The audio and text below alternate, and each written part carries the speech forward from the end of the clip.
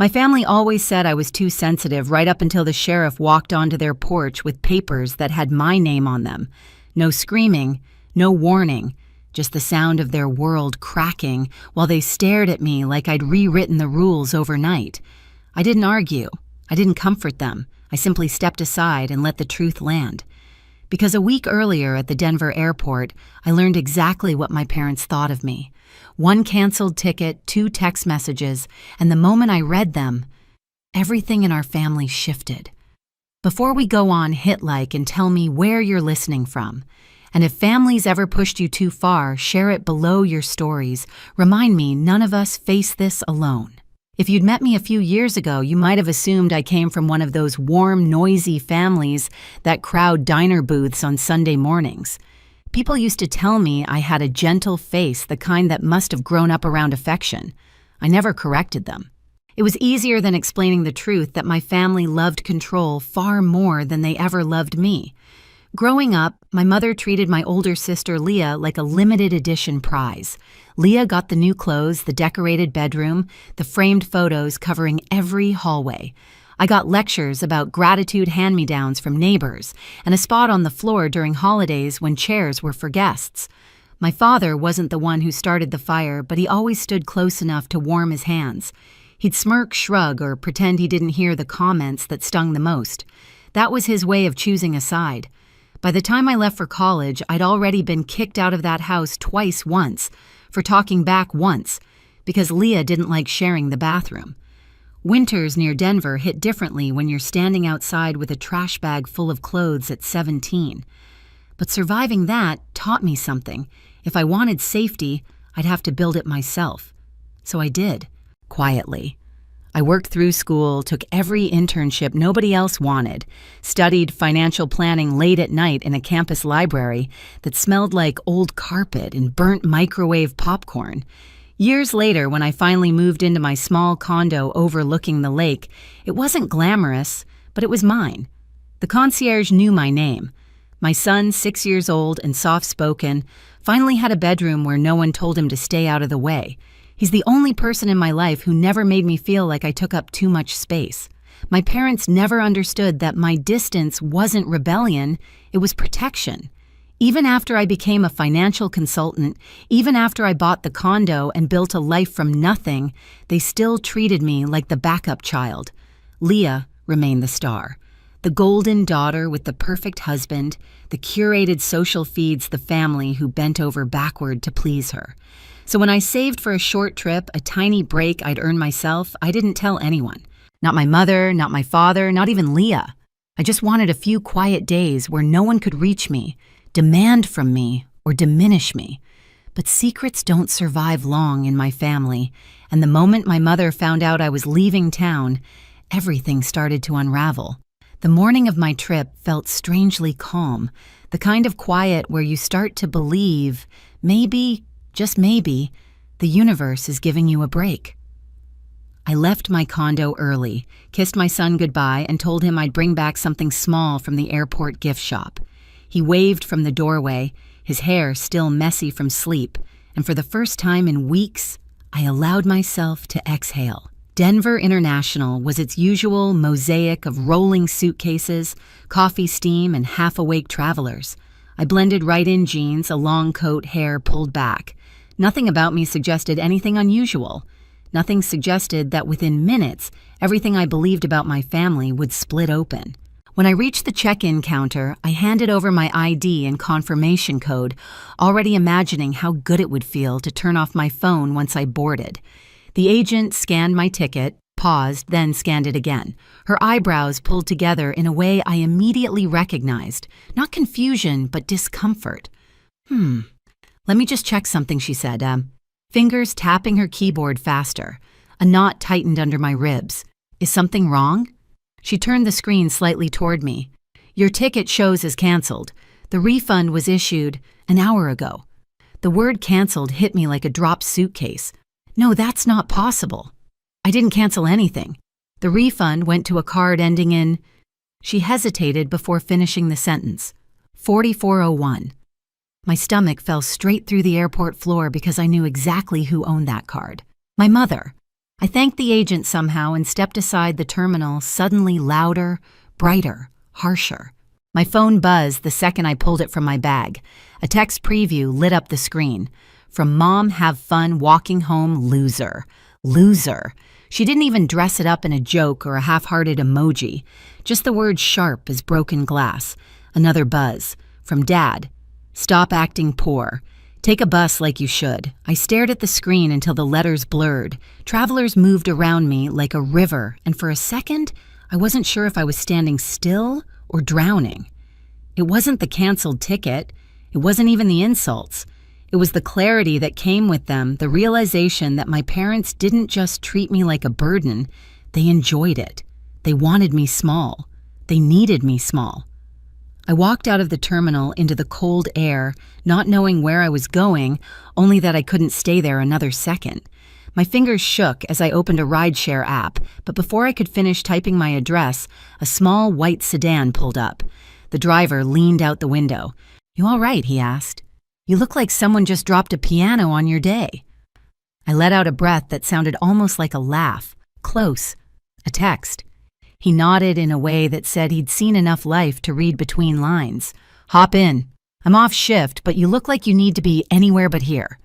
I hesitated only a heartbeat before sliding into the passenger seat. The car smelled faintly of pine and old leather. He introduced himself to Harvey, a part-time driver who'd lived in Denver his whole life, and then he just listened. No judgment, no interruptions. I found myself telling him about the canceled ticket, the texts, the years of swallowing comments I should have screamed back at. When we finally parked near a quiet city park, he rested his hands on the steering wheel. "You know," he said gently, "people pretend cruelty is love all the time. Doesn't make it true." I looked out through the windshield, watching the winter light flicker through bare branches. I took out my phone again, but this time not to read their words. I opened the folder I kept hidden for years, one labeled Options, investments, payments, the trust deed, records of every month they were late with rent on the house they didn't even know I owned. For the first time, I whispered to myself, the anger isn't swallowing me. It's sharpening me. When Harvey dropped me off near my building, the morning chill had turned sharper, the kind that wakes you up completely. I thanked him, promised I'd be okay, and walked toward the entrance with the strange steadiness of someone whose mind had finally stopped spinning. My condo lobby was warm and quiet, humming faintly with the radiator's breath. It felt like stepping into a different universe, one where I didn't have to shrink to fit someone else's comfort. I hung my coat, sat at my kitchen table, and opened my laptop. The folder labeled Options waited where I'd left it, a silent archive of the life my family never bothered to ask about. I clicked it open and the screen filled with years' worth of documents, investment notes, property payments, the trust deed, listing me as the owner of the house my parents had lived in for nearly 2 years. I scrolled slowly, breathing in the reality I'd built while they were busy dismissing me. Every page felt like a reminder that I had done something extraordinary without their approval or permission. They thought I lived poor because I drove an old car and wore simple clothes. They never imagined I kept my life quiet to protect it from them. But the texts at the airport made one thing painfully clear: protecting myself wasn't enough anymore. I needed to protect my son. I needed to stop pretending their cruelty was something I could outgrow. Memories rose, uninvited but vivid. Leah, my sister, shoving me toward the door one winter night because her boyfriend didn't like extra people around. My mother telling me to stop being dramatic while I stood outside in the cold with a backpack. My father handing Leah cash on her college move-in day, then turning to me with a lecture about earning things the right way. All those moments blended into a quiet, simmering truth. I couldn't keep letting them take from me piece by piece and call it family. I opened another file, a set of recordings I'd captured the last time I stopped by their house to drop off a receipt. I hadn't meant to record anything. I tucked a small baby monitor in my bag because I didn't trust leaving my belongings unattended. But when I played the first clip, their voices filled my kitchen. "She thinks she's better than us," my mother said. "Cancel it. Teach her a lesson. She can take the bus," my father added. "She always acts like she's struggling. Maybe she should." Their laughter followed light and casual, the way people talk about inconveniencing a stranger, not their daughter. I sat back in my chair, letting the anger settle, not hot and wild like before, but cold and precise. I wasn't going to fight them with insults. I wasn't going to match their cruelty. I was going to use the very thing they underestimated most about me: preparation. By the afternoon, I had drafted 3 eviction notices, one for each adult living in the house. I double-checked the lease terms, the payment history, the violation notes, every signature they had ever put down without reading. Everything was airtight. As the sun set behind the lake outside my window, painting the sky in muted rose and gold, I slid the notices into a plain envelope. My hands didn't shake this time. For years, they'd told me I was too soft, too quiet, too willing to forgive. Maybe they were right. But softness isn't weakness. Not when it finally chooses itself. I placed the envelope on my counter, took one steady breath, and whispered to the empty room, "I'm not going back as their daughter. I'm going back as their landlord." 3 days after the airport, I stood at the end of my parents' walkway, staring at the house I used to tiptoe through. The lawn hadn't been mowed.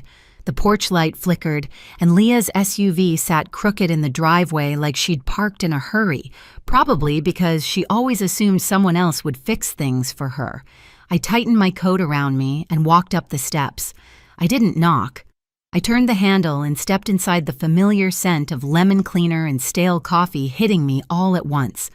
My mother was on the couch scrolling through her phone. My father was in the kitchen making a sandwich. Leah was at the island, filing her nails, bored and comfortable in a house that wasn't hers. My mother looked up first. "Why are you here?" No greeting, no concern. Just irritation, like I'd interrupted a commercial break. My father didn't glance up. "Shouldn't you be sulking somewhere? Heard your little trip fell apart," Leah smirked, tapping her nail file against the counter. "Yeah, thought you'd still be crying at the terminal. Guess the charity plane didn't leave without you." Their laughter, light careless, echoed through the open space. If they'd looked closely, they would have noticed my posture was different. My shoulders weren't curled in. My voice wasn't small. I wasn't a guest in this house anymore. I set my bag down on the hardwood floor, pulled out the plain envelope, and placed it on the counter in front of Leah. "What's that?" she asked, eyebrow raised. "Your notice," I said simply. "All of yours." My mother snorted. "Notice for what eviction?" The room went silent. Even the refrigerator hum seemed to pause. I set 3 identical papers in 3 different places, one on the counter, one on the fridge, and one on the bottom stair. My father stepped forward, ripping the one from the refrigerator door. "You don't own this house." "Oh," I reached into the envelope again and pulled out the trust deed. "You signed a lease 2 years ago with Elmbrook Trust." My mother folded her arms. "We thought that was some management company." "It is," I said. "Mine." My father's face darkened. "This is ridiculous. You can't evict your own family." I tilted my head. "You already did, remember, twice before I turned 20. Leah rolled her eyes. "You're being dramatic. You don't have the money to own a house." "Interesting theory," I said, "because the payments, the bills, the statements, and your signed lease say otherwise." My mother stepped closer, voice rising. "This is a joke. You think you can scare us with paper? We raised you." "No," I said calmly. "You controlled me. You drained me. And you punished me for having a life you didn't approve of." My father threw the eviction notice onto the counter. "Even if this is real, you don't have grounds." I pressed play on my phone. A recording filled the kitchen, the same conversation I'd listened to alone at my condo. Mom's voice. "Cancel it. Teach her a lesson." Dad's voice. "She can take the bus. She's always so dramatic." Then their laughter. Leah stiffened. "You recorded us, so," I said. "I recorded my property being occupied by tenants who violated their lease and used emotional abuse to control me." My mother's face drained of color. "Turn that off."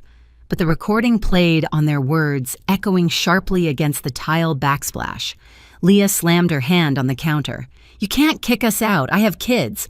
We're a family." "Exactly," I said. "A family you didn't think twice about putting above my son when you told him to sit on the floor last Christmas because he wasn't a real cousin."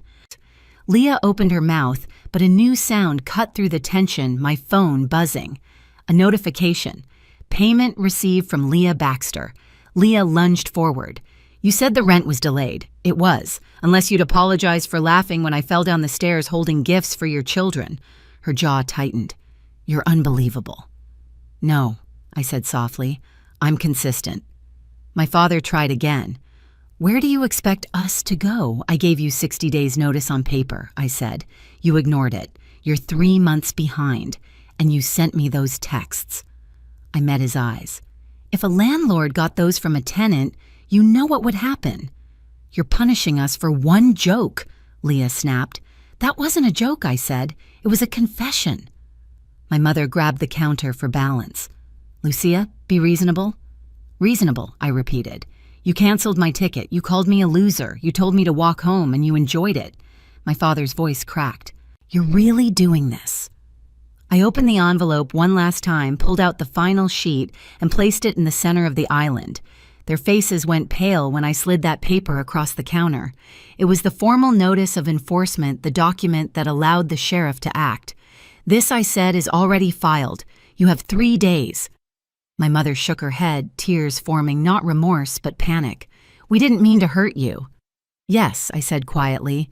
You did. You just never expected consequences. Leah looked around the room, suddenly small in the house she'd treated like her kingdom. What are you trying to prove? That I matter, I said, and that my son deserves better than watching his mother get treated like an unpaid servant. My father threw his hands up. Unbelievable. I picked up my bag. 3 days. The sheriff will handle the rest. As I stepped onto the porch, I heard my mother whisper, What happened to you? I paused. I stopped begging for a seat at a table I paid for. Then I walked away while they stood frozen in the doorway, their lives finally catching up to the choices they made. 3 days passed faster than any of us expected. On Thursday morning, a sheriff's car rolled up the street, quiet but unmistakable. My parents stood on the porch with half-packed boxes, their faces tight with disbelief as if the world owed them a pause that never came. Leah wasn't there. She'd left the night before, dragging her suitcases down the driveway while arguing with her husband on the phone about the money she'd used without telling him. The sheriff walked them through the process calmly, giving them space to gather the last of their things. There was no yelling, no dramatic fight, just the slow unraveling of a family that had spent years pretending their cruelty was normal. My mother tried one last time, reaching for my arm as movers carried out her boxes. Lucia, she whispered, we're still your parents. I stepped back, and I'm still the daughter you never protected. She looked down, not at me, but at the house behind us, at what she thought she'd keep forever. When everything was cleared out, I left the sheriff a sealed envelope to place inside. A photo of me and my son smiling. On the back, one line, "This is the family I choose." When I finally drove back to my condo that evening, the lake outside my window was still and bright, reflecting a peace I hadn't felt in years. My phone buzzed once, an unread text from Leah, but I didn't open it. I didn't need to. The airport, the canceled ticket, the insults, all of it had led me here to the moment I stopped letting their version of family define my worth. My son ran to the door when I walked in, arms wide, certain of me in a way my parents never were. That was enough. If you've ever had to reclaim your peace from the people who should have protected it, tell me in the comments. And hit subscribe so you don't miss the next story.